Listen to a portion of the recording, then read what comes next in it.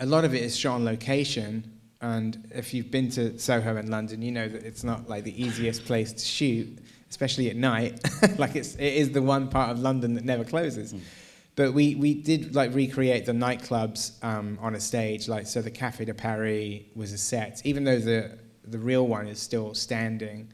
It actually worked out strangely to be cheaper to sort of build our own one, which we could control. I know it's bizarre, but like we sort of, and then you kind of had weird things that kind of happened where you also within the movie had people who could authenticate what you're doing, because like Rita Tushingham and Terence Stamp and Dame Diana Rigg were right there, and there was ones that really like sort of just.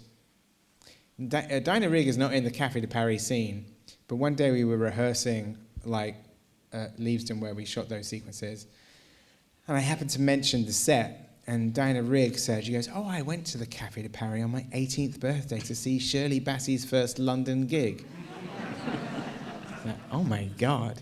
Like, and I said, "Well, do you want to go and see the set before you go home?" And she goes, "Yeah, I'd love to." So then I had this, so like a Saturday afternoon, I had this really like, it's always magical when, you know, walking through an empty soundstage, but I had like Dame Diana Rigg on my arm. It was just the two of us walking through the studio. And she came into the set, and this is something that sort of like, it's kind of what I was saying at the start of it about where, you know, people who were there, they have kind of like, and it's sort of what the movie's about the danger of romanticizing the past. So the people who were there, like, they of course remember the good times, but it's always tempered with the ... the sort of, and Diana said this thing, apropos nothing, and she wasn't even referring to the script, but she sort of came into the set and she goes, "Oh yes, this is very good. Oh, tell your production designer he's done a marvelous job." She goes, "It's absolutely wonderful." And then she just sort of drifted off, and then she said, "I remember walking down those stairs and lots of rheumy-eyed old men looking at me like I was a piece of meat." And it was, you know, and it was just something where she said it, and then I was sort of driving home afterwards, I was thinking, oh, I guess you just summed up the entire movie. And it was just that that was her initial response. Yeah. And it was the same response that Rita had when she watched the film. And also it was bizarrely like Peter Asher from Peter and Gordon, you know, the opening song World Without Love, written by Paul McCartney. Lennon, credited to Lennon, McCartney, but I think a Paul McCartney song.